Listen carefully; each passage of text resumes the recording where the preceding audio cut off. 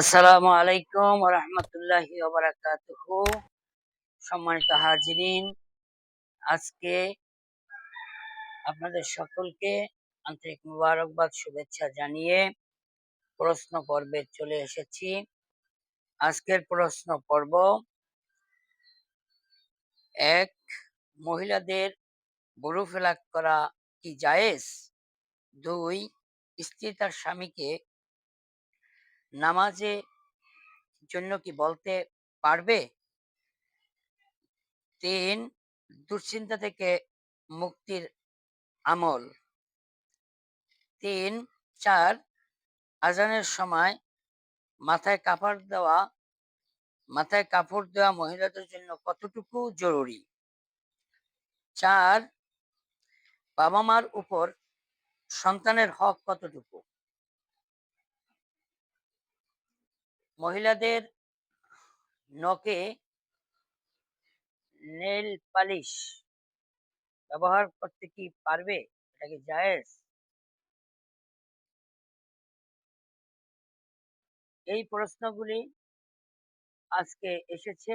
এই প্রশ্নের জবাব হলো এই, সম্মানিত সুধী, যে মহিলাদের ভ্রু প্লাক করা কি জায়েজ? না, আল্লাহ রাব্বুল আলামিন যেভাবে যে সৌন্দর্য দিয়েছেন ওটার উপরেই আমাদের সন্তুষ্ট থাকতে হবে। তার সৃষ্টির মধ্যে বিবর্তন সৃষ্টি করা এটা জায়েজ নেই।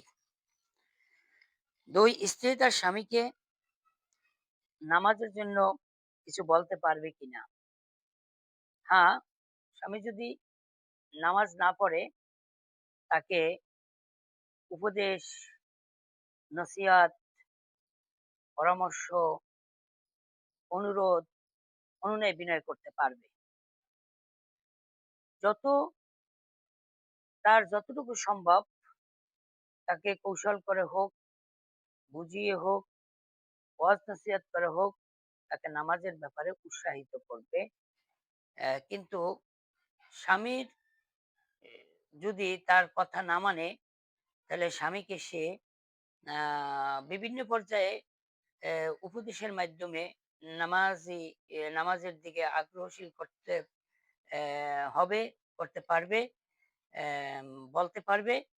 কিন্তু দ্বন্দ্ব বা স্ত্রীর প্রতি যদি আক্রমণ চলে আসে, তাহলে সেই দিকটা আ তাকে যাতে সেদিক পর্যন্ত না যায়, ওই দিকটা তাকে খেয়াল রাখতে হবে। আম যদি এই ধরনের হয়ে যায়, সে অন্যের মাধ্যমে হোক, কোনো উম আ আ অর্থাৎ তার মা-বাবার মাধ্যমে হোক, স্বামীকে বুঝিয়ে এইদিকে নসিহত করবে। কিন্তু অতিরিক্ত কিছু করতে গেলে যদি সেখানে দ্বন্দ্বের সৃষ্টি হয়, মারধরের সৃষ্টি হয়, আক্রমণের সৃষ্টি হয়, তাইলে সে ওই দিকে যাবে না। আস্তে, আস্তে করে তাকে বুঝিয়ে নামাজ পড়ার জন্য বলবে। দুশ্চিন্তা থেকে মুক্তির আমল বেশি তওবা ইস্তেগফার করতে হবে এবং সূরা তাওবার শেষের ২ আয়াত, আউযু বিল্লাহি মিনাশ শাইতানির রাজিম, বিসমিল্লাহির রহমানির রহিম। লাকাদ জাআকুম রাসূলুম মিন আনফুসিকুম আজিজুন আলাইহি মা আনিত্তুম হারিসুন আলাইকুম বিল মুমিনিনা রাউফুর রহিম। ফাইন তাওয়াল্লাউ ফাকুল হাসবিয়াল্লাহু লা ইলাহা ইল্লা হু আলাইহি তাওয়াক্কালতু ওয়া হুয়া রাব্বুল আরশিল আযীম।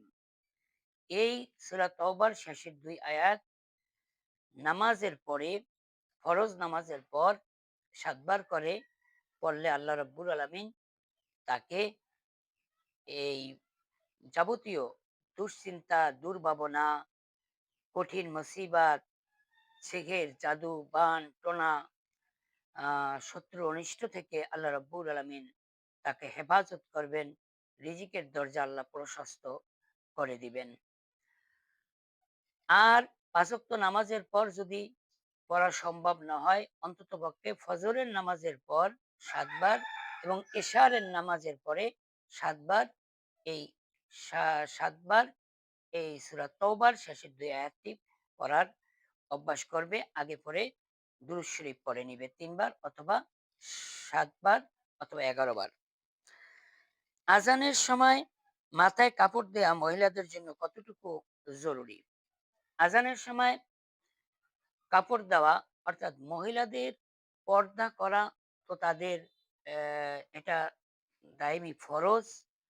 কিন্তু মাথায় কাপড় দেয়া এখানে আহ, আজানের সময় কি শুধু নয়, তার সবসময় মাথায় কাপড় দিয়ে রাখতে হবে। আর বিশেষ করে আজানের সম্মানার্থে যে কাপড় দেয় এটাও একটা ভালোর দিক। এই দিকটাও তার আস্তে, আস্তে করে মাথায় কাপড় রাখার অভ্যাসে পরিণত হবে। তবে আজানের সময় অনেকে আছে অন্যান্য সময় মাথায় কাপড় না দিলেও আজানের সময় একটু কাপড় দেয়। তাহলে এটাও ইসলামের দিকে একটা উৎসাহ। কাজেই আজানের সময় কাপড় দেওয়াকে নিরুৎসাহিত করা যাবে না। উৎসাহের মাধ্যমে এটাই বুঝিয়ে দিতে হবে যে মাথায় সবসময় মহিলাদের কাপড় দিয়ে থাকা জরুরি। বাবা-মার উপর সন্তানের হক কতটুকু? বাবা-মার উপর সন্তানের দায়িত্ব, কর্তব্য, তাকে লালন-পালন করা, মার লালন-পালন করা এটা হলো ফরজ। এবং আ ধর্মীয় শিক্ষায় শিক্ষিত করা, তাকে ভালো আদর্শ শিক্ষা দেওয়া, ইসলামিক জ্ঞান শিক্ষা দেওয়া, আম আ এটা বাবা-মার উপর কর্তব্য। বিশেষ করে তারা পূর্ণবয়স্ক যখন হবে মেয়েরা তখন তাদেরকে বিবাহ দেওয়া, আ সন্তানদেরকে পূর্ণবয়স্ক হলে তাকে প্রতিষ্ঠিত করা, এগুলি বাবা-মার কর্তব্য। এবং বাবা-মার ন্যায় নীতি সর্বদিক থেকেই আদর্শবান আ করা এবং সন্তানের প্রতি গুরুত্ব দেওয়া এটা বাবা-মার প্রতি ফরজ। অপরপক্ষে আবার সন্তান-সন্ততির উপরে বাবা-মার জন্য আ সেটাও সেবা যত্ন করা, তাদের শরীয়তসম্মতভাবে তাদের কথা মানা, এগুলিও ফরজ। ওয়াকফিজ লাহুমা জানাহা যুল্লি মিনার রাহমাতি ওয়াকুর রব্বিরহামহুমা কামা রাব্বায়ানি সগীরা। মা-বাবার জন্য দোয়া করবে। মা-বাবার কে মান্য করে চলবে।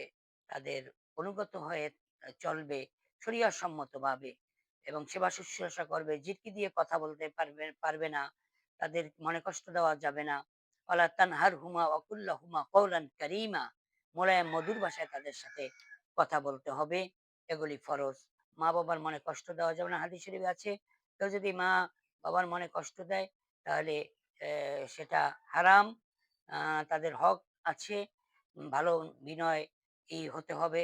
ভালো ব্যবহার তাদের প্রতি করতে হবে। কেননা আম এদের সন্তুষ্টি আল্লাহর সন্তুষ্টি, এদের অসন্তুষ্টি হলো আল্লাহর অসন্তুষ্টি। হাদিসে এভাবে আসছে। কোরআনেও তাদের আ সেবার ব্যাপারে অনেক তাগিদ রয়েছে। আম নখ পালিশ যেমন নেইল পালিশ যেটাকে বলা হয়, এই নেইল পালিশ অর্থাৎ এটা যদি একটা আবরণ পড়ে, যেহেতু নেইল পালিশে আবরণ নখের উপরে পড়ে, সে আবরণের কারণে উজু গোসল হয় না। এজন্য নেইল পালিশ ব্যবহার করা জায়েজ নাই। যেহেতু উজু গোসল যদি না হয় তার তো শরিয়াতে নামাজ কিছুই হবে না তার এবাদত। এইজন্য নেইল পালিশটা ব্যবহার করা যাচ্ছে না। তবে মেহেদি ব্যবহার করা জায়েজ আছে।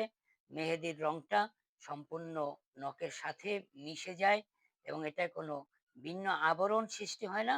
এজন্য মেহেদি ব্যবহার করা জায়েজ। ধন্যবাদ। ওমা তৌফিক ইল্লা বিল্লাহ। আসসালামু আলাইকুম ওয়া রাহমাতুল্লাহি ওয়া বারাকাতুহু।